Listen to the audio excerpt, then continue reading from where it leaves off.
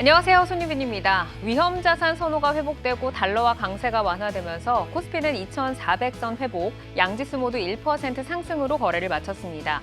에코프로 그룹주의 강세와 더불어서 2차 전지주 종목별 순환매와 함께 화려한 상승을 이어가고 있고 또 중국의 판호 기대감에 게임주는 이틀 연속 반등세를 유지했습니다. 양회 이후로 다소 주춤했던 철강주, 모처럼 동반 강세를 보였는데요. FOMC 이후에 시장은 또 어떤 변화가 일어나게 될지 잠시 후에 함께 확인을 해보시죠. 자, 오늘 장 마무리 주식으로 시장 먼저 정리하겠습니다. 이성웅 이사의 종목 먼저 확인해 보시죠. 이성웅의 오늘장 마무리 주식은 레이입니다. 신제품인 레이페이스가 이제 판매 호조가 나타나면서 실적에 대한 기대감까지 주가에 반영이 되고 있습니다. 이와 연결해서 제품 같은 경우에 판매가 추가된다고 하면은 시장 점유율 부분 증대까지 함께 이끌어낼 것으로 보입니다. 종목에 대한 관심들 가져야 된다는 점을 강조드립니다. 네, 임플란트 기기 관련주인 레이 짚어주셨고요. 또 김성준 부장의 오늘장 마무리 주식 이어가겠습니다. 네, 김성준의 오늘장 마무리 종목은 코아시아입니다. 엔비디아가 삼성전자 파운드리와 손잡고 새로운 차량용 반도체 칩을 만든다는 소식에 금일 신고가를 기록을 했습니다. 코아시아 계열사인 코아시아 넥셀을 통해서 삼성전자와 차량용 반도체를 협업 관계를 진행 중에 있는 것으로 좀 알려져 있는데요. AI 열풍과 함께 상승했었던 그런 디자인 하우스 관련주들이 여전히 삼성전자의 M&A에 대한 기대감까지 더하면서 계속해서 시장에 관심이 이어지고 있습니다. 네, 삼성전자의 M&A 이슈가 로봇 그리고 뒤이어서 이제 디자인 하우스 업체까지 연일 모멘텀으로 작용을 하고 있습니다. 이 모멘텀의 연속성을 잘 체크를 해보셔야겠고요. 황재수 지점장의 오늘장 마무리 주식 만나보겠습니다. 네, 오늘의 마무리 주식은 큐렉소입니다. 최근에 협동 로봇이라든지 감속기 관련 로봇 회사들이 굉장히 많이 올라가고 있는데요. 의료에는 큐렉소가 있습니다. 무릎이랑 인공관절 그리고 척추 수술이라든지 보행 재활 로봇을 자체 개발하고 판매하는데요. 과연 글로벌에서도 성공할 수 있을지 한번 지켜보시죠. 네, 로봇 가운데서 또 의료용 로봇 관련주인 큐렉소 짚어주셨습니다. 다양한 종목들의 이슈와 기술적 분석을 통해서 여러분과 내일을 함께 열어갈 종목들도 지금부터 확인해 보겠습니다.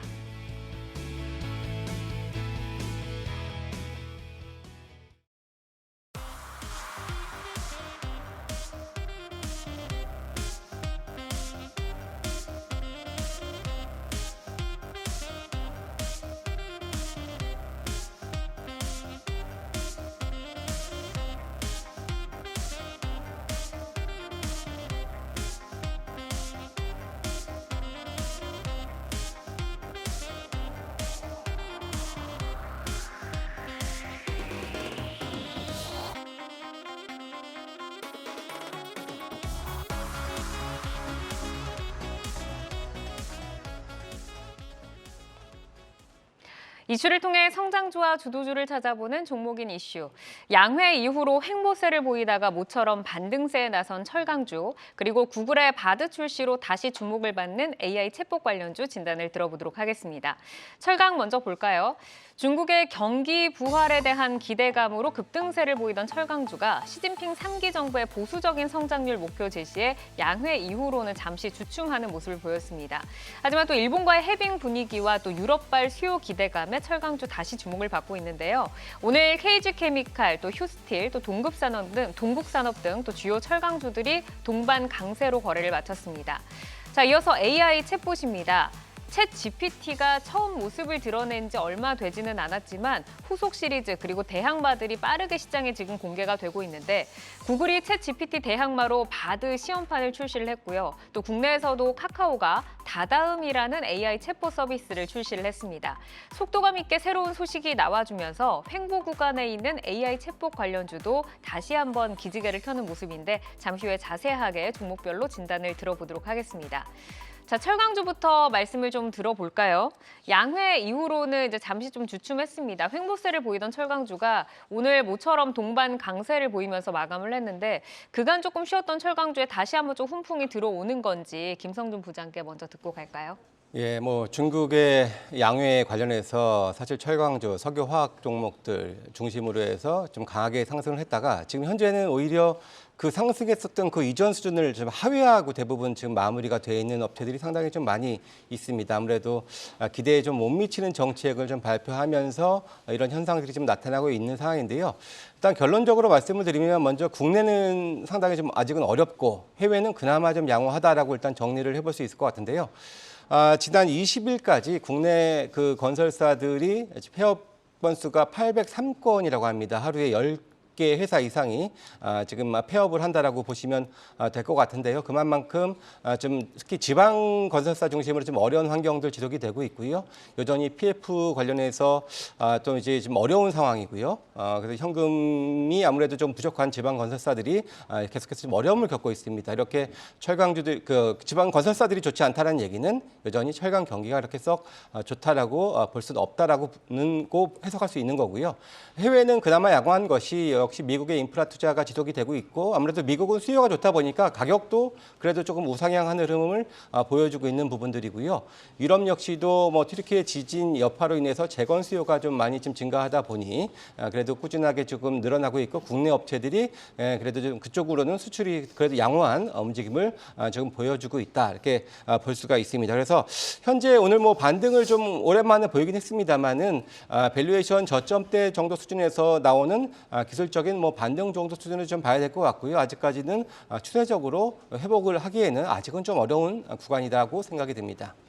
그럼 이제 기대감을 어디까지 받을 수 있는지 한번 여쭤보겠습니다. 네, 중국의 경기 부양으로 인프라 확대 기대감이 연초 철강주를 이끌었는데 예상보다 낮게 발표된 경제 성장률 목표치에 실망감을 좀 드러냈습니다. 하지만 지금 뭐 중국의 제조업 지표가 회복세를 보이면서 경기 회복 기대감은 여전한 상황인데 중국발 수요에 대해서는 좀 어떻게 전망을 하실까요, 지점장님? 예, 뭐 지난 20년만 보면은 중국이 뭐 전 세계 철강을 이끌었다 해도 과언이 아닙니다. 뭐 실질적으로 이제 수치로 보면은 전 세계 철강 수요가 2000년도에는 7억 연으로 이제 7억 6천억 톤을 이제 생산을 했고 그걸 사용을 했는데요.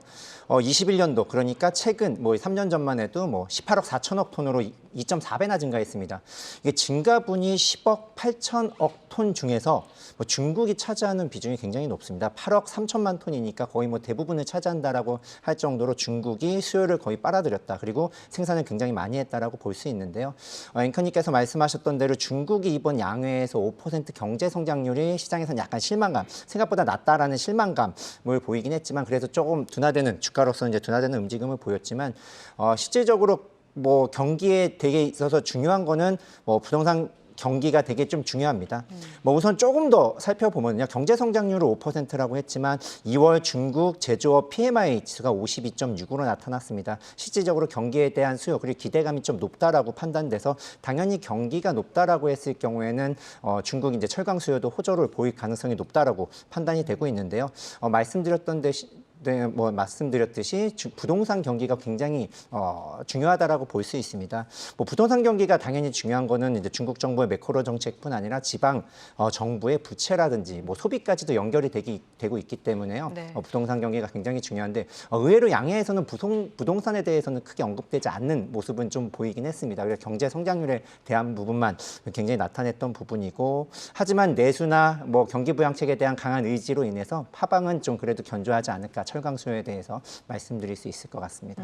결국에는 지금 돌아서는 이 지수들을 봤을 때는 앞으로는 좀 더 좋아질 것으로 좀 긍정적인 의견을 주셨는데 또 중국발 수요에 더불어서 우리가 또 일본 수출 증가 기대감도 지금 있는 상황이잖아요. 한일 관계가 개선이 되면서 철강 산업의 수혜가 될 것이다라는 전망이 나오고 있는데 실질적으로 일본과 관계가 좀 악화됐던 구간을 돌아보니까 이 철강 수출 비중이 1% 이상 하락한 것으로 지금 나타나 있습니다. 실질적으로 일본 쪽으로는 어느 정도의 기대 효과가 좀 있을지 김성준 부장 어떻게 좀 생각하세요? 예, 근데 오늘 뭐 대한상공회의소 산하 연구기관인 SGI가 이제 그런 이제 자료를 분석된 자료를 발표했는데요.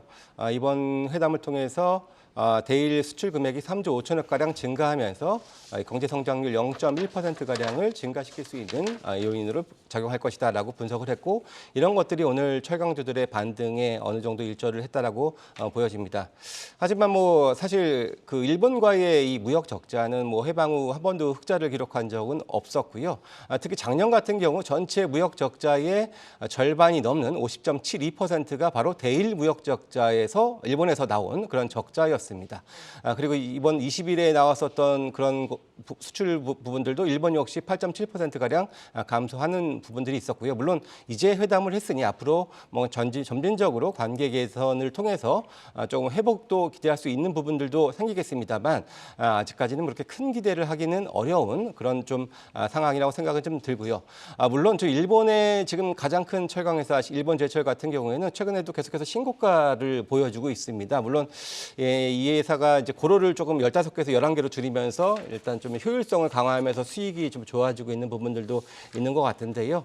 아무튼 그래도 나름의 일본의 대형 제1의 철강 회사가 양호한 흐름을 보여주고 있고 올해도 실적 전망은 좋거든요. 그래서 우리도 일정 부분 뭐 참여를 할 수 있다면은 그래도 뭐 플러스 되는 효과도 점진적으로 기대는 해볼 수 있을 것 같습니다. 기대감은 있지만 아직까지 실질적으로 조금 볼 수 있는 것은 조금 더 이제 멀었다라고 좀 이야기를 해주셨는데 튀르키예 쪽도 한번 보겠습니다. 이쪽에 이제 지진 피해 복구 사업 이런 이제 재건에 있어서도 철강 수출 회복의 발판이 될 수 있다라는 평가도 있거든요. 이제 튀르키예 철강 생산에 차질이 생긴 이 빈틈을 한국산 제품이 대체를 할 수 있다라는 전망도 있는데 유럽발 수요는 좀 어떻게 좀 전망을 해볼 수 있을까요? 예, 결론적으로 말씀드리면은 당연히 효과가 있다. 그리고 뭐 그 수요가 증가한다라고 말씀드릴 수 있을 것 같은데요. 실질적으로 유럽에서 수입하는 철강을 봤더니 1위가 이제 그 튀르키예산이 1위였습니다. 15%를 차지하고 있고요. 한국산 같은 경우에는 10%를 차지했습니다. 2위인 거죠. 실질적으로 튀르키예가 당연히 이제 자체 생산도 어려울 뿐 아니라 또 내수에서 뭐 재건에 따른 수요가 많기 때문에 그걸 이제 유럽 쪽으로 나가기보다는 자체에서 이제 해소될 가능성이 굉장히 높은데요. 이러한 부분은 한국이 당연히 10.2%를 차지하는 2위이기 때문에 유럽으로 나가는 부분에 있어서는 공백은 어느 정도 메꿀 수 있다라고 보고 한국산이 수혜가 될 것으로 예상이 되고 있습니다. 게다가 고철값도 좀 급등하는 모습인데요. 아까 부장님께서 서두에서 말씀하셨던 국내 철강 경기 산업은 굉장히 안 좋습니다. 뭐 건설 자동차에 대한 수요 둔화 우려감이 있었고 그에 따라서 공급 과잉 우려도 있기 때문에 굉장히 어려움을 겪고 있었다라고 볼 수 있고요. 좀 한국 철강협회에서 이제 통계청하고 이제 조사한 부분에 따르면 올해 1월에는 조강 그러니까 샘물이라고 할 수 있는 부분이 생산이 2014년도 이후로 최저였었습니다. 월 생산으로 543만 톤이었는데요. 이러한 부분은 전년 대비만 해서도 10%나 감소한 부분이 있고요. 뿐 아니라 열혈 강판은 22%나 감소를 했고요. 냉형 강판은 20%가 감소를 했습니다. 이러한 부분에 있어서는 국내 경기라든지 뭐 금리 인상에 따른 글로벌 경기 위축에 따라서 뭐 감소되는 부분이 있지만 서두에 말씀드렸던 이제 중국에 대한 경기 부양책에 대한 부분 그리고 뭐 튀르키예에 대한 반사 수혜에 대한 부분 때문에 결과적으로는 하방 이게 올라가서 뭐 급등하거나 이제 확 분위기를 반전시키기는 어렵지만 하방은 그래도 지켜줄 가능성이 높다라고 이제 판단이 되고 있습니다. 네, 유럽 수출도 어쨌든 뭐 공급 우려가 있기 때문에 이 부분에서 이제 한국산들이 이제 수출을 조금 확대할 수 있는 부분 짚어주셨습니다. 뭐 건설이나 자동차라던가 이런 수요 산업이 이제 좀 침체기를 맞이하면서 우려의 목소리가 크기는 하지만 중국과 또 일본 또 유럽에서 저희가 좀 기회를 찾아볼 수가 있는데 이제 4월 들어서면은 1분기 실적 시즌이 막을 올리게 되잖아요. 저희가 또 실적 측면에서 가장 기대를 할 수 있는 종목을 좀 미리 좀 알아둬야 될 것 같은데 어떤 종목의 실적에 조금 기대를 걸고 계세요? 예, 뭐 기본적으로 작년 한 12월경부터 철강 가격이 인상이 됐었습니다. 하지만 역시 겨울철 비수기다 보니까 전반적으로 출하량은 좀 줄어들었기 때문에 사실 1분기 실적은 뭐 전통적으로 좋지 않습니다만 여전히 이번에도 그렇게 일반적으로는 크게 좋지 못한 것이 사실이고요. 그중에서는 일단 포스코홀딩스가 가장 저는 최선호주라고 말씀을 좀 드려야 될 것 같은데요. 네. 무엇보다도 작년 4분기는 아무래도 이제 태풍 영향 때문에 영업 적자를 좀 기록을 했었죠. 기저효과가 발생할 수 있는 부분들이 있고 또 기존에 또 이제 리튬 사업이 또 워낙에 좀 바탕이 되어 있는 상황이기 때문에 철강 시장이 다소 좀 좋지 않더라도 하방 경직성을 가지고 있는 그런 회사기도 하고요. 이제는 17개 고로가 이제 정상화되고 있기 때문에 그래도 작년 4분기 대비 좋아지는 효과는 포스코홀딩스는 충분히 누릴 수 있다라고 보여지고요. 중소형주 중에서는 휴스틸을 계속해서 저는 좀 주목을 해보고 있습니다. 물론 휴스틸이 미국과 또 군산에 증설하고 있는 것이 내년 그리고 내후년 각각 완공이 됩니다. 그래서 올해는 증설 효과는 없습니다. 하지만 시가총액이 이제 3,600억 정도인데요. 이 회사가 작년에 2,880억 정도의 영업이익을 달성을 했습니다. 워낙에 싸죠. 그리고 계속해서 이제 에너지 쪽의 수요는 미국 중심으로 좀 계속해서 증가하고 있기 때문에 올해도 실적은 크게 나빠지지 않다라고 본다면은 지금 PR이 지금 2도 안 되는 그런 정도의 주가 위치이기 때문에 저평가 매력이 있다 이렇게 말씀드립니다. 뭐 영업이익이 지금 시총을 따라가는 데다가 증설 효과에 대한 기대감까지 앞으로는 좀 누릴 수 있는 점을 짚어주셨습니다. 자, 뭐 철강주 또 본업외에도 기존 기술을 활용한 뭐 소재나 폐배터리 재활용 뭐 이런 다양한 산업들에 지금 기업들이 조금 진출을 하고 있는데 주요 기업들이 좀 신사업 성장 동력을 좀 어느 정도로 기대를 해볼 수 있는지 궁금하고 그리고 황재수 지점장님께서는 어떤 종목을 좀 탑픽으로 보고 계실까요? 예, 뭐 결론적으로 부장님 말씀하셨던 포스코홀딩스를 말씀드리고 싶고요. 동일하게. 예.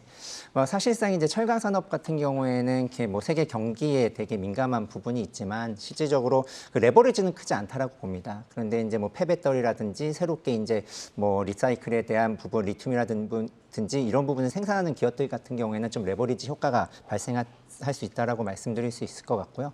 뭐 탄소 중립 반에서 전 세계적으로 이제 탄소 중립을 외치고 있고 이에 따라서 이제 과연 철강 산업이 어느 정도 효과를 볼 수 있나라든지 이런 부분을 봤을 때 사실상 지금 상황에서는 철강은 크게 수요가 늘거나 그러진 않습니다. 예를 들어 재생에너지라고 하면 풍력이라든지 이런 부분에 있어서도 사실 철강 수요가 많지 않기 때문에 하지만 최근에 뭐 핫 이슈가 되고 있는 뭐 배터리라든지 이런 부분에 있어서는 새로운 리튬이라든지 구리라든지 이러한 부분이 뭐 재생에너지 쪽으로 소위 그러면서 이제 폭발적으로 수요가 증가하고 레버리지 효과가 높기 때문에 그쪽에 있어서 산업 미래 성장성이 있는 쪽으로 이제 봐야 될 것으로 예상이 되고 있고요. 뭐 과연 2050년도에 과연 탄소 중립을 이룰 수 있을지 전 세계 뭐 많은 나라들이 2050년도에는 이제 탄소 중립을 이루겠다라고 이제 발표를 하고 있지만 그때까지 어느 정도 이룰 수 있을지는 모르겠지만 네. 그거를 그거를 위해서 뭐 향해 가고 있는데요. 실질적으로 철강 수요는 크지 않겠지만 리튬이라든지 이런 부분으로 봤을 때는 2050년도에는 지금 2050년도가 아니라 20년도에서 30년도, 그러니까 33년도에 10년 후에는 뭐 리튬 수요가 6배나 지금 현재 생산보다 뭐 증가할 것으로 예상이 되고요. 20년도에는 17배나 증가합니다. 실질적으로 리튬을 뭐 신규로 진출한다거나 리튬을 하는 부분에 있어서는 수요가 폭발적으로 증가하는 부분이 있고요. 구리도 마찬가지로 뭐 경기에 되게 민감하지만 최근 들어서 구리가 리사이클 그러니까 그 전기차로서 쓰이는 구리도 생산량이 굉장히 늘어서 지금 현재의 10년 후에는 한 3배나 증가할 가능성이 굉장히 높기 때문에요. 이러한 부분을 다 커버할 수 있는 부분이 아마 포스코홀딩스지 않을까라고 예상이 됩니다.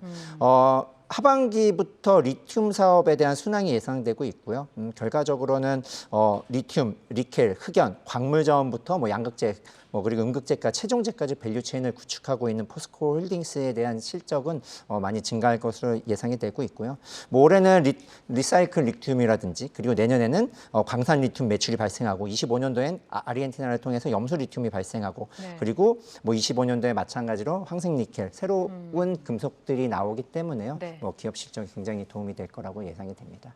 많은 전문가분들께서 이제 포스코홀딩스의 그 리튬 밸류체인에 대해서는 우수한 점수를 좀 주고 계시는데 태풍 피해 시기 이후에 기저 효과와 또 철강 본업까지 가져갈 수 있는 포스코홀딩스를 두 분 다 탑픽으로 꼽아주셨습니다. 잘 좀 체크를 해보시기를 바라겠고요. 자, 이어서 AI 챗봇 테마로 넘어가 보겠습니다. 빌 게이츠 MS 창업자가 오픈 AI의 챗 GPT, 지난 1980년 이후로 가장 중요한 기술적 혁신이다라고 극찬을 했습니다. 저도 오픈 AI로 이제 들어가서 사용을 좀 해봤는데 생각보다 정말 자세하고 세심한 답변이 그리고 굉장히 빠르게 나와서 좀 놀랬거든요. 챗 GPT 시장의 확장성과 관련주의 주가 방향성에 대해서 뭐 앞으로 이제 개화 시기다라고 좀 봐야 될지 황재수 지원장께서는 어떻게 좀 생각을 하세요? 최근에 이제 보면은 마이크로소프트에서 이제 3월 14일 날 뭐 오픈 AI를 홈페이지를 통해서 이제 GPT-4를 했죠. 뭐 네. 말씀하셨던 대로 최근 들어서 굉장히 놀랄만한 사건들이었고 작년에 이제 3.5를 발표하면서 일반인들한테 이제 공개하면서 굉장히 의외로 너무나도 많은 방향을 일으켰다라고 볼 수 있을 것 같은데요. 뭐 역사를 잠깐 보면 오픈 AI 같은 경우에는 GPT-1이 2018년도에 처음에 이제 공개를 됐습니다. 뭐 매개 변수라고 할 수 있는 게 1억 1,700만 개로 시작을 했고요. 2019년도에 매개 변수 15억 개로 GPT-2가 이제 발표를 했고 그게 이제 번역, 장문 정도의 수준이었습니다. 그리고 네. 뭐 대화도 가능한 수준이었습니다. 2020년도에는 GPT-3를 발표를 했고요. 그게 1,750 파라미터라 그래서 굉장히 웬만한 언어를 다 이제 통용될 수 있다라고 보고요. 11월 그러니까 우리가 알게 된 게 본격적으로 우리가 알게 된 게 이제 작년 11월 30일 날 3.5를 발표하면서 굉장히 큰 이슈가 됐는데요. 결과적으로 마이크로소프트 빌 게이츠도 그렇지만 세상을 바꿀, 그리고 정말 휴대폰이 처음 나왔을 때처럼 이제 굉장히 큰 변혁을 일으킬 거다라고 얘기했는데 충분히 그럴 가능성이 높다라고 판단이 되고 있습니다. 뭐 MS는 최근에도 발표했죠. 뭐 오피스 365를 통해서 이제는 뭐 엑셀 작업을 굉장히 간단하게 돌릴 수도 있고, 그리고 네. PPT도 뭐 말 한마디로도 뭐 굉장히 뭐 할 수 있어서 완성도 높은. 네, 완성도 네. 높은 그림도 넣어가면서 이런 부분을 했기 때문에 이게 실생활 전반적으로 영향을 미칠 걸로 예상이 되고 있고요. 결과적으로는 뭐 하드웨어를 기반으로 한 당연히 이제 AI를 지원할 수 있는 하드웨어인 엔비디아도 있고 많은 반도체 회사도 있고요. 이거를 이제 파운데이션 모델로 해서 우리가 아는 오픈 AI에서 이제 발표했었던 이런 그 텍스트 기반 그리고 이미지 기반으로 되는 부분이 있고요. 실질적으로 우리가 접하고 주식으로 할 부분은 이걸 응용하는 부분이 있다라고 판단이 되고 있습니다. 네, 뭐지 국내 업계들도 지금 챗 GPT 이제 열풍이 불어오고 있는 것 같습니다. 뭐 건강이나 블로그, 뭐 여행, 교육, 뭐 다양한 서비스가 지금 선보여지고 있는데 또 최근에 카카오의 다다음 서비스가 지금 시장에 이목을 끌고 있습니다. 베타 서비스 하루 만에 폭발적으로 사용자가 증가를 하면서 일시 중단이 지금 됐다고 해요. 저는 아직까지는 사용을 못 해봤는데 이 카카오의 새로운 성장 동력으로 이 다다음이 자리매김할 수 있을지 궁금합니다. 부장님 어떻게 보세요? 예, 일단 뭐 시장에서 일단 관심들이 워낙에 많다 보니까 이렇게 뭐 중단될 정도로 많이 몰렸다라고 지금 할 수가 있는데요. 기본적으로 이제 가능성과 우려를 동시에 좀 보여줬었다라고 생각이 듭니다. 기본적으로 이 생성형 AI 기술에 대한 이런 가능성을 일정 부분 보여준 반면에 일단 상용화에 있어서 좀 넘어야 될 그런 난제들도 분명히 확인했었던 그런 또 이제 다다음의 오픈의 이슈가 아니었나라고 생각이 듭니다. 결국에 이제 한국형 GPT 출시가 상당히 지금 많이 지금 이어지고 있는데요. 모든 회사가 다 같이 나눠서 돈을 버는 것이 아니라 결국에는 살아남는 자가 이제 뭐 한둘 정도로 국한돼서 남을 수도 있지 않겠냐라고 일단 기본적으로 생각을 좀 해봐야 될 것 같은데요. 이번에 이런 그 일들을 계기를 생각을 해본다면은 국내에서는 사실 유일하게 데이터 센터를 같이 보유하고 있는 게 바로 이제 네이버의 서치 GPT와 관련된 부분들이고요. 기본적으로 이제 서치 GPT 같은 경우에는 물론 이제 국내 최대의 검색 엔진이라는 장점도 있겠습니다만은 기본적으로 네이버 산하에 들어 있어서 또 이제 대규모 자금 투입도 지금 계속해서 꾸준히 이어지고 있다라는 점이 일단은 긍정적인 반면에 카카오 같은 경우는 물론 카카오톡이라는 그런 이제 엄청난 회원 수를 기반으로 한다라는 그러한 장점을 가지고는 있겠습니다만은 카카오 브레인이라는 이제 독립된 법인에서가 개발을 한 것이고 아무래도 상대적으로 좀 자금 조달 측면이나 이번에 문제가 있었던 이런 이제 폭증하는 문제를 대응하지 못했었던 부분들 이런 부분들까지 우리가 염두를 해봤을 때는 제가 볼 때는 이제 한국형 GPT 뭐 이제 KT랑 이제 네이버가 상반기 출시고 뭐 LG U+ 곧 출시를 할 예정에 있고 많이 있겠습니다만은 그 중에서는 그래도 저는 네이버가 가장 좀 유리한 고지를 점령할 가능성이 높지 않겠냐라고 조금 조심스럽게 생각을 하고 있습니다. 네이버를 보면 이제 네이버 같은 경우는 SK하고도 좀 손을 잡고 기업용 챗 GPT 개발에 나선다라고 좀 밝히기도 했었는데 황재수 지점장께서도 네이버가 가장 유리하다고 보시는지 궁금하고 이 국내 AI 챗봇 시장에서 좀 주요 기업들 지금 좀 굉장히 많은 기업들이 지금 나오고 있잖아요. 좀 경쟁력을 비교를 해본다면 어떻게 좀 나열을 해볼 수 있을까요? 뭐 SK도 어저께 이제 뭐 최근에 이제 발표를 했죠. SK CNC하고 네이버 클라우드가 손잡고 이제 국내 산업용에 대한 부분, 챗GPT에 대한 초거대 인공지능 서비스를 개발하겠다라고 있는 부분을 이제 발표했는데요. 뭐 산업 전반적으로 모든 대기업뿐 아니라 중소기업까지도 이 챗GPT, 그러니까 인공지능을 통한 이제 사업을 되게 열심히 하려고 노력을 하고 있습니다. 사실 SK CNC 같은 경우에 30년 동안 금융이라든지 공공 부문 엔터프라이즈에서 굉장히 많은 데이터를 수집한 경험이 있고 사업을 수행한 경험이 있기 때문에 데이터에 굉장히 중요하다라고 볼 수 있고요. 여기서 성공하려면은 그 분야에 있어서 업력이 있어야 되고 그래서 그에 따른 전문적인 데이터를 수집을 해야만 그걸 응용할 수 있다라고 볼 수 있는데 이러하게 산업에서 뭐 확고한 지지를 가지고 사업을 했었던 뭐 SK랑 그리고 이제 네이버가 함께 하면서 좀 산업에 대한 패러다임이 좀 바뀌고 이쪽으로 많이 집중될 가능성이 높다라고 보는데요. 결과적으로는 인건비에 대한 절감도 충분히 가능할 수 있을 것 같고요. 그리고 어저께 이제 어도비가 이제 발표를 했는데 엔비디아와 협력을 통해서 정말 전방위적인 거, 뭐 네. 생성형 AI에서 이제 이미지, 비디오 그리고 3D 3D 이런 걸 다 뭐 영화도 막 만들 수 있고 이러한 그 애니메이션도 전환될 수 있고 텍스트에서 전환될 수 있는 이러한 부분이 저희는 실질적으로 많이 사용을 하진 않지만 그쪽 전문업계에서는 굉장히 많이 필요성을 네. 느끼고 있다라고 볼 수 있을 것 같습니다. 네, 정말 이제 다양한 쪽으로 편리하게 나오기도 하면서 약간 두려운 마음이 들기도 하면서 그러는데 이제 많은 종목들이 많이 올라왔습니다. 저희가 탑픽을 두 분께 좀 들어보겠습니다. 김성준 부장의 탑픽 먼저 확인을 해볼까요? 일단 기본적으로 이제 시장이 뭐 계속해서 커질 수밖에 없을 것이고 이게 사실 지표도 사실 연말경에 나올 거라고 생각을 했는데 벌써 나왔잖아요. 모든 게 빠르고 일상생활에서 깊숙하게 침투할 가능성이 높기 때문에 쉽게 꺾이지는 않을 이런 섹터라고 생각은 기본적으로 듭니다.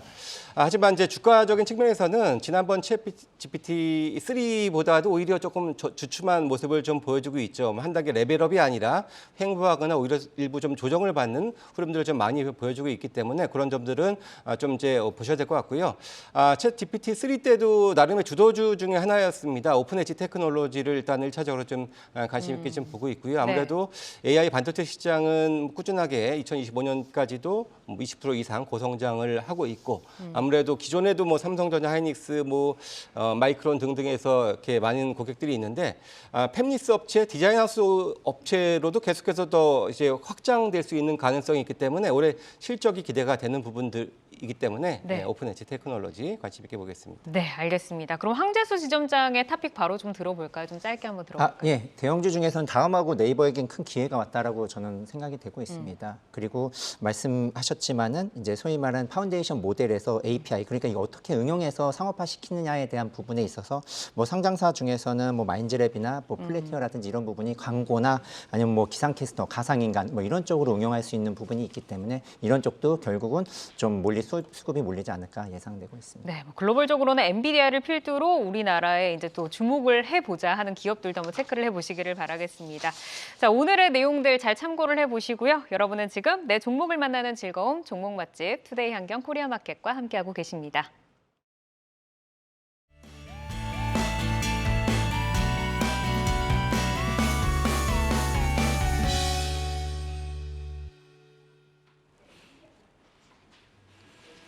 장 마감 후 4시부터 6시까지 진행되는 시간의 투자리그, 시간의 거래 동향 만나보는 이 시각 시간의 단일가 박수진입니다. 정규장 마감 후 오후 4시부터 6시까지 10분 단위로 시간의 단일가 거래가 이뤄지는데요. 이 시각 시간의 단일가를 통해 시간의 주요 종목 등락률 실시간으로 생생하게 전달해 드리겠습니다. 그럼 먼저 이 시각 시간의 단일가 코스피 상승률 상위부터 함께 살펴보겠습니다.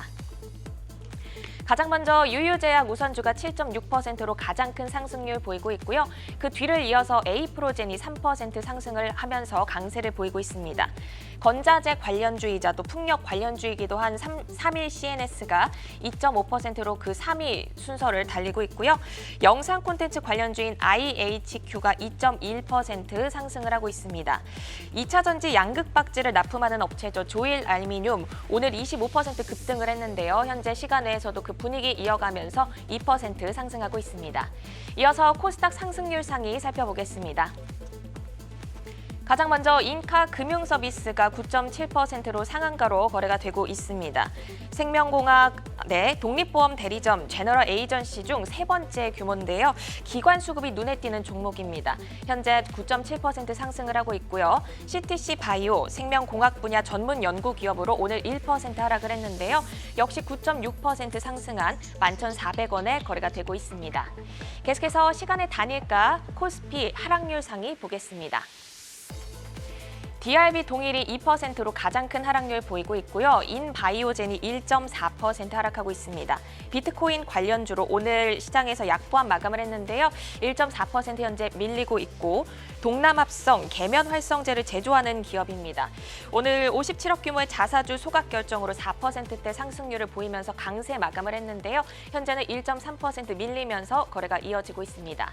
마지막으로 코스닥 하락률 상위 살펴볼까요?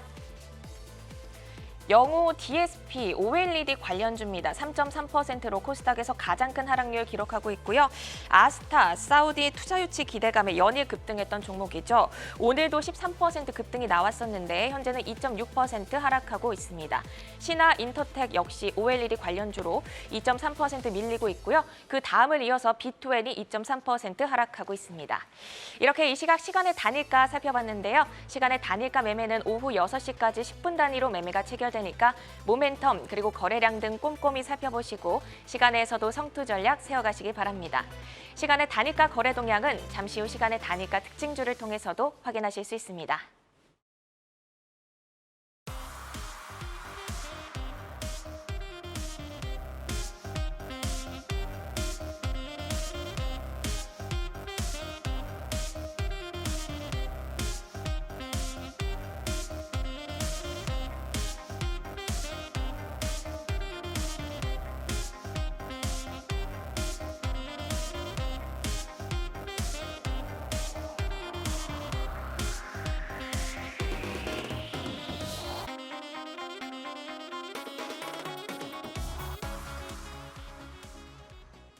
네, 시간의 단일가 움직임 확인을 하고 왔습니다. 저희는 또 내일 시장에서 기회를 엿보도록 하겠습니다. 내일을 여는 유망주 어떤 종목들 가지고 오셨는지 전문가 세 분의 내어주 화면으로 먼저 확인을 해보겠습니다. 자, 이성홍 이사는 삼천당 제약, 김성준 부장, 태경 BK, 황재수 지점장, 오스코텍 가지고 오셨습니다. 오늘 뭐 바이오 종목이 2개나 지금 있는데 이성홍 이사의 삼천당 제약부터 한번 볼까요? 아일리아 시밀러의 성장성이 지금 시장에서 가장 주목을 받고 있는데 현재 임상 현황 그리고 이익에 대한 전망에 대해서 좀 어떻게 보시는지 한번 짚어주시죠. 대표적으로 그 아일리아 바이오 시밀러 같은 경우는 최종 임상 보고서 사인본 CSR이죠. 이 부분이 수령 지연으로 인해서 2월 23일에 재공시를 했었습니다. 공시 정정이었죠. 이제 계약 체결의 예상 시기가 변경이 됐고 그러면서 본계약 체결 예상 시기는 CSR 수령일로부터 45일 이내라고 발표를 했었습니다. 그러면 우리가 여기에서 알 수 있는 점은 먼저 CSR 수령이 나타나면 본계약이 이루어지겠구나라는 점을 알 수가 있습니다. 최근 주가 흐름 같은 경우가 좀 변동성이 크다가 오늘 이제 신고가 흐름이 나타나는 그러한 흐름이었는데요. 네. 주가 같은 경우가 이제 신고가 흐름이 나타난다고 하면 뭐 추측해 볼 수 있는 게 실제 이 부분과 관련해서 좀 수령에 대한 가능성이 열리는 것으로 보입니다.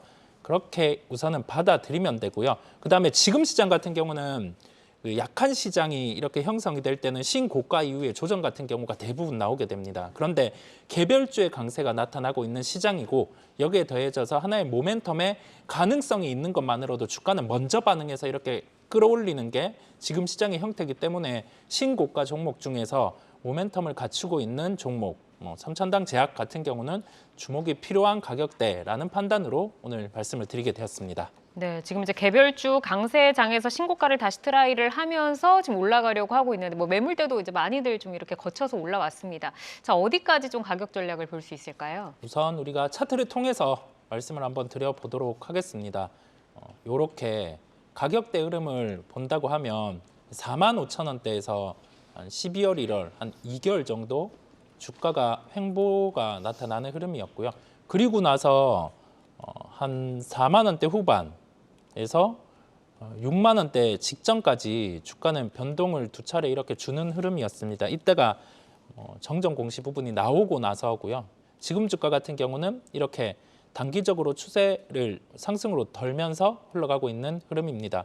떠 있는 주가라고 해서 뭐 굳이 부담은 없습니다. 신고가가 나타난다고 하면 추가로 위는 매물대가 없기 때문에 매수가는 현재가를 제시를 해드리고요. 목표가는 7만 원, 손절가는 49,000원을 제시해드립니다. 네, 아일리에 대한 기대감이 계속해서 시장에서 형성이 되어 왔었는데 이번에는 목표 주가 7만 원으로 제시를 해주셨습니다. 자, 이어서 김성준 부장의 내어주 태경 BK 보겠습니다. 이제 2차 전지 소재 관련주로 지금 분류가 되고 있는데 정확하게 좀 어떤 분야의 강점을 보이는지 한번 들어볼까요? 예, 최근에 이제 탄소 포집 관련해서도 국내 대기업들의 움직임들이 상당히 좀 활발합니다. 이번 달에 SK 머티리얼스가 미국의 탄소 포집 전문 업체인 에잇 리버스를 4천억에 인수를 했고요. 포스코 인터 역시 작년에 호주의 한 업체를 인수를 했고 올해도 미국의 탄소 포집 업체들을 투자를 좀 물색하고 있다라고 지금 언론에 공개가 된 바 있습니다. 그만큼 대기업들도 많이 좀 진출을 꾀하고 있는데요.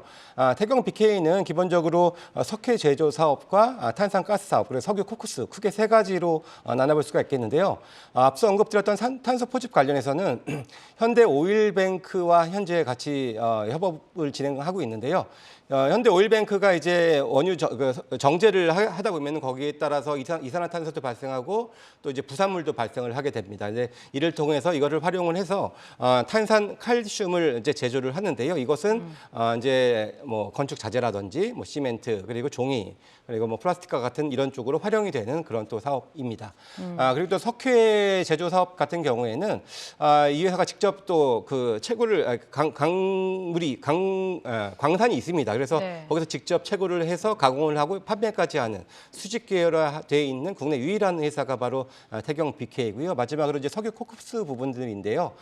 석유 코크스 같은 경우에는 사실 이제 작년에 같은 경우에는 이제 에너지 가격이 급등하면서 이것 때문에 작년에 실적이 사상 최고 실적이 좀 나왔었던 이유도 좀 됐었고요.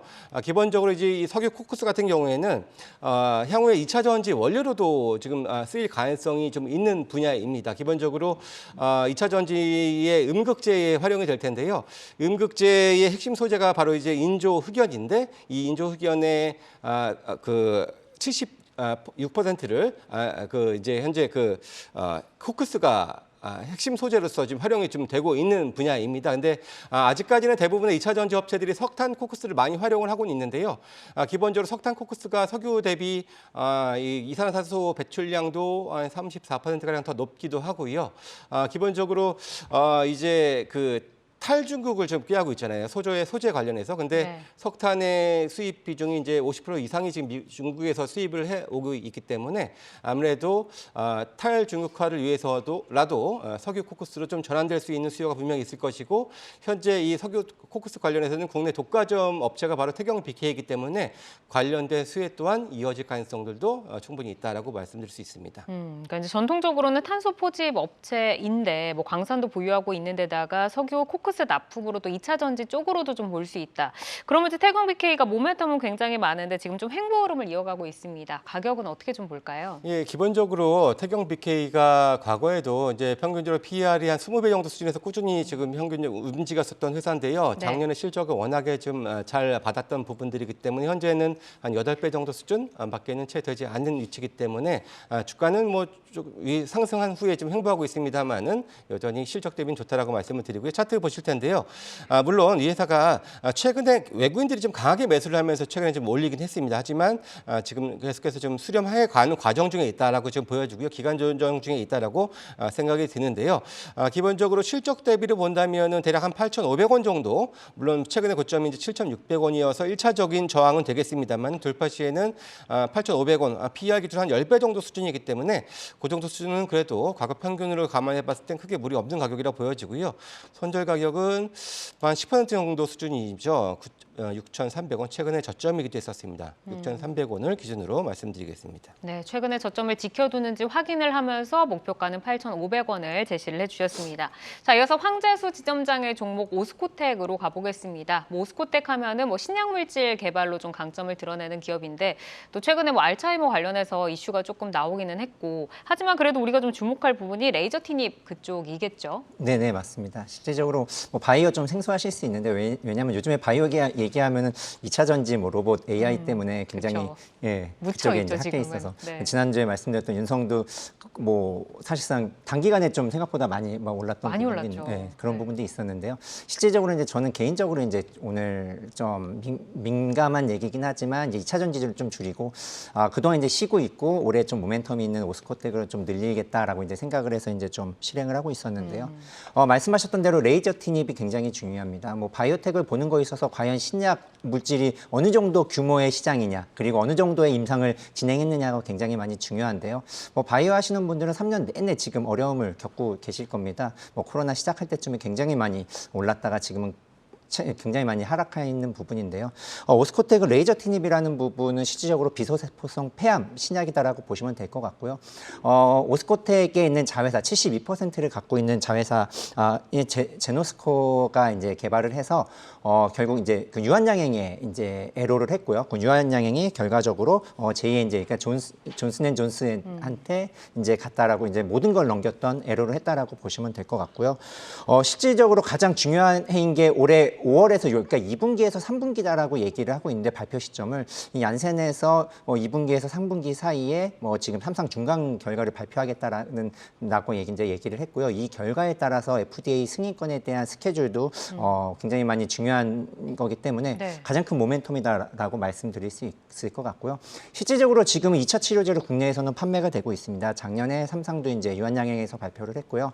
실질적으로 이제 300억 정도의 매출을 이제 발생하고 있는데 레이저 티닙이 국내에서 이제 1차 치료제에 대해서 이제 승인 신청을 넣었고요.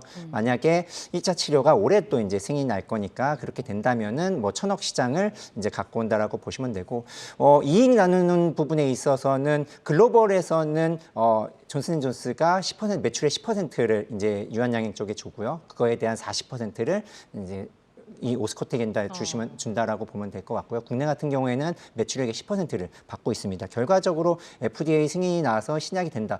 시점은 좀 멉니다. 24년에서 25년도에 출시를 할 예정이 있지만 뭐 보통 JP모건 컨퍼런스에서도 이제 존슨앤존스가 얘기했듯이 결과적으로 가장 큰 핵심 신약 중에 하나, 뭐 이게 라인업을 뭐 이제 앞으로 미래를 자기네 회사에서 이제 미래를 선도할 성장 동력으로. 신약으로 이제 선택할 정도로 굉장히 기대감을 모으고 있는 부분이고요. 이게 병용이지만 실제적으로 단독으로 간다 그러면은 시장 매출은 더욱 더 크게 나타날 것으로 보입니다. 최근 주가 흐름을 보면은 네. 주가 흐름이 이제 최근에 좀 많이 빠졌던 부분이 있습니다. 실질적으로 이제 가격권을 형성하고 있는 것 같은데요. 예, 맞습니다. 그 최근에 이제 빠졌던 부분은 이 오스코텍의 레이저 티닙이 아니라 실제적으로 세비 도플레비네닙이라는 물질이 이제 이상에서 이제 유효성을 입증하지 못했다라는 부분에 좀 빠졌던 부분이 있는데요. 실질적으로 회사 입장에서는 해석하기 나름이다. 시점에 따라서 다를 수 있다라고 해서 결과적으로 3상을 진입할 예정이고, 그리고 3상 가기 전에 애로도 하겠다라고 의지를 이제 내비쳤습니다. 이건 이제 혈소판 감소증에 대한 부분, 이제 코피가 멈추지 않는다거나 이러한 부분에 있어서 이제 치료제인데요. 이 부분 때문에 하락했던 부분이 주가에는 좀 많이 하락했지만 실질적으로 이 미래 가치에 있는 레이저 티닙에 대해서는 크게 영향을 받지 않을 걸로 예상이 되고요. 가장 중요한 2분기, 3분기에 이 존슨앤존스에서 발표하는 부분이 가장 큰 영향이다라고 보시면 될 것 같습니다. 그러니까 레이저 티닙이 결국에는 앞으로 오스코텍의 주가를 좌우한다라는 네. 말씀이신데 네. 그러면은 지금 하방으로 많이 빠져서 밑에서 지금 박스권 형성하고 있잖아요. 네네. 어디까지 좀 뚫고 올라갈 수 있다라고 좀 보실까요? 네, 우선은 매수에 대한 부분은 지금 사실 개인적으로는 저점이다라고 이제 판단이 되고 있고요. 네. 악재는 다 나왔다라고 이제 말씀드릴 수 있을 것 같습니다. 그리고 지금 결국 국내 작년에 3상 결과 발표를 이제 유한양행에서 했는데 이 부분 되게 잘 나왔습니다. 그 경쟁 약물 대비해서 생존 기간이 굉장히 길었기 때문에요. 분명히 뭐 동양인에게도 굉장히 잘 들었다라고 볼 수 있는데 이러한 부분이 이 병용 시험에서도 좀 긍정적으로 나올 수 있다라고 판단이 되고요. 저는 상방은 좀 열려 있다라고 보고 하방은 좀 막혀 있다라고 보고 있습니다. 뭐 손절가는 이제 제시를 해드리지만 17,500원으로 제시를 해드리지만 실제적으로 뭐 이제 그렇습니다. 성공을 못하는 대한 바이오텍은 성공 못하는 거에 대한 리스크라든지 두려움이 굉장히 그쵸. 크거든요. 네. 그리고 이제 100% 확신할 수 없기 때문에 약물이 어떻게 될지 모르기 때문에요. 결과적으로 모멘텀이 있기 전까지는 주가는 긍정적으로 올라갈 가능성이 높기 때문에요. 보시다가 이제 상승 쪽으로 네. 이제 보신다면 정리적으로 하셔도 될 것 같습니다. 알겠습니다. 네, 오늘의 내어주는 이성호 이사의 삼천당 제약, 김성준 부장의 태경 BK, 그리고 황재수 지점장의 오스코텍까지 만나봤습니다. 내일 포트 전략 잘 세워보시기를 바라겠고요. 함께해 주신 김성준 하이투자증권 도곡 WM센터 부장, 황재수 신한투자증권 서울금융센터 지점장 여기서 인사드리겠습니다. 고맙습니다. 네, 감사합니다.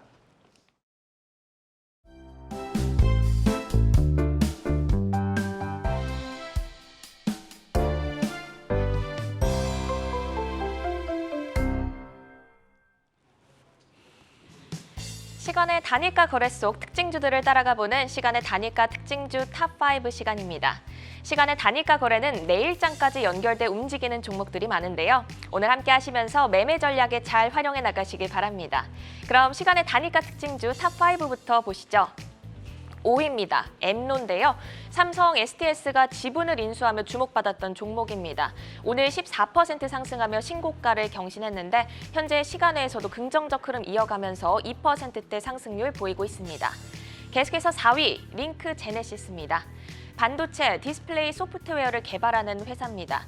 4거래 연속 상승 흐름 가져가고 있고 오늘도 5% 강세로 정규장에서 마감을 했습니다. 현재 시간에서도 3% 가까이 상승률 보이고 있습니다. 이어서 3위 네온테크 살펴보겠습니다. 국토교통부가 항공안전기술원과 올해 등용 상용화 지원을 받을 드론 기업 17곳을 선정했다는 소식에 최근 주목을 받았습니다. 네온테크는 핵심 기술인 멀티드론, 자동비행, 인공지능 소프트웨어 설계 기술을 확보하고 있는데요. 현재 시간의 거래에서 6만 주 이상의 거래량을 동반하면서 2% 상승하고 있습니다. 바로 이어서 2위 만나보겠습니다. 유로메카입니다. 협동로봇 전문업체로 6거래 연속 상승 흐름을 보이고 있습니다. 대기업들의 로봇 사업 강화에 외국인 수급도 강하게 들어오고 있는데요. 오늘 정규장에서 2% 상승 마감했는데 현재 시간에서도 긍정적 흐름 이어가면서 6%대 상승률 계속해서 끌어올리고 있습니다. 계속해서 1위 만나보겠습니다. 피플바이오인데요. 연결 종속회사 파마코 바이오를 통해 탈모 예방과 치료제 효능을 지닌 야생식물 추출물에 대한 특허권 기술 이전 계약을 체결했다고 밝히면서 오늘 급등한 종목입니다. 4거래 연속 상승 흐름 보여주고 있는데요. 현재 시간에서 세 번째로 많은 거래량 동반하면서 활발하게 움직이고 있습니다. 현재 4.47% 상승한 13,300원의 거래가 이어지고 있네요. 네, 그럼 시간의 단일가 특징주 탑5 2위 유로메카 좀 더 자세한 얘기 나눠보겠습니다. 협동로봇 강자로 대기업 M&A 가능성까지 부각되면서 정규장에서 6거래 연속 상승세를 이어가고 있는데요. 이사님, 랠리를 어디까지 지속할 수 있을까요? 우선은 그 로봇주 같은 경우가 시장에서 부각이 될 때 가장 핵심이 된 게 협동로봇 부분이겠고요. 이 부분은 레인보우 로보틱스의 삼성그룹의 투자가 이루어지면서 부각이 되기 시작했습니다. 그리고 협동로봇, 그다음에 감속기 부분이 왜 중요하냐면 이게 실제적으로 이족보행이라든지 다관절 이 부분 기술을 구현하기 위해서는 협동로봇, 감속기 이 부분이 중요해서 현재 시장에서 부각이 되고 있습니다. 시가총액 관련해서는 레인보우 로보틱스 같은 경우가 2차례 삼성그룹에 지금 지분의 투자가 단행이 되었고 실제 M&A로 갈 수 있는 구조까지 나타날 것으로 보이는 상황이고요. 여기에 연결해서 유로메카 같은 경우도 협동로봇과 관련된 사업을 영위를 하다 보니까 대기업의 투자 가능성의 부각, 여기에 더해져서 사업의 확장 가능성까지 함께 부각이 되고 있는 상황입니다. 신고가 흐름이 나타나고 있고요. 여기에서 위로 추가적인 상승, 오늘 시간외 상승을 유지한다고 하면 위에 매물대가 없는 상황입니다. 내일 갭 상승의 가능성이 매우 높다는 점이겠고요. 연속해서 지금 로봇주 순환매가 나타나고 있어요. 감속기와 관련된 종목들, SBB테크라든지 SPG 이런 종목들도 함께 챙겨보시면 되겠습니다. 네, 시간의 상승률을 유지할 때 매물이 지금 없는 상황이기 때문에 내일 긍정적인 흐름을 이어갈 수 있을 것이다라는 평가 주셨고요. 또 계속해서 감속기와 관련된 SBB테크 같은 종목들도 유심히 지켜보자라는 말씀까지 들어봤습니다. 그러면 시간의 단일가 특징주 탑5 5위 엠노도 살펴볼까요? 삼성 SDS의 피인수 상승세를 이어가면서 오늘도 정규장에서 52주 신고가를 기록했습니다. 향후 주목할 이슈와 주가 전망 들어볼까요? 우선 공급망 관련된 솔루션 이런 사업을 영위를 하는데 삼성 SDS에서 실제 인수를 해 갔고요. 그리고 나서 이와 관련해서 사업의 확장 가능성이 부각이 되는 겁니다. 한 1,000억 정도의 매출을 예로 든다고 하면은 이제 삼성 SDS가 인수를 해가면서 대표적으로 한 1,500억, 2,000억 이런 식으로 매출의 증대 요인이 존재를 하는 거기 때문에 기업의 주가가 강한 상황이라고 할 수 있겠고요. 여기에 연결해서 우리가 알 수 있는 점, 이전 종목과 공통적인 겁니다. 시간 외 이전에 거래 시에서도 거의 신고가 흐름이 나타났고 시간 외로 지금 신고가 흐름이 나타나고 있습니다. 최근의 종목들의 특징이 신고가가 나타나는 종목에서 모멘텀이 존재를 한다라고 하면은 추가로 20-30%의 상승은 가볍게 나타나는 특성이 있습니다. 현재 시장의 성격과 종목의 특성들을 연결해서 생각을 해본다고 하면은 엠노 같은 경우도 내일 갭상승의 가능성이 매우 높다는 말씀을 드립니다. 네, 이렇게 들어봤고요. 내일 시장은 그러면 어떤 키워드에 중점을 두고 대응해 나가면 좋을까요? 네, 오늘 시장에서 볼 수 있었듯이 조금 각 종목들, 개별주들의 변동성은 좀 확대가 되는데 오늘 시가총액 상위주들이 강했습니다. 거래소, 코스닥 모두 시총 4위까지의 종목들이 상당히 시장 대비해서 강세를 나타내는 모습을 확인을 할 수 있었는데요.